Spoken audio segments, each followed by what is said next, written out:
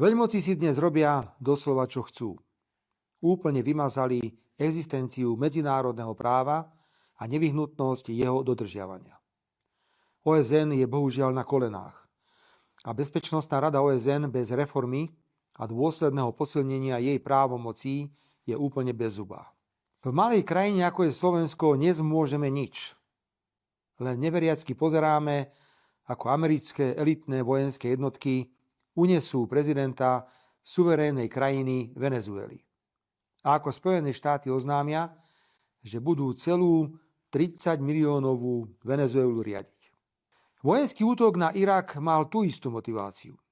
Vtedajší americkí predstavitelia nemali však odvahu otvorene priznať, že išlo o kontrolu nad irackou ropou, ale šírili nezmysly o zbraniach hromadného ničenia či prepojení irackého režimu na teroristické štruktúry, čo sa nikdy nepotvrdilo.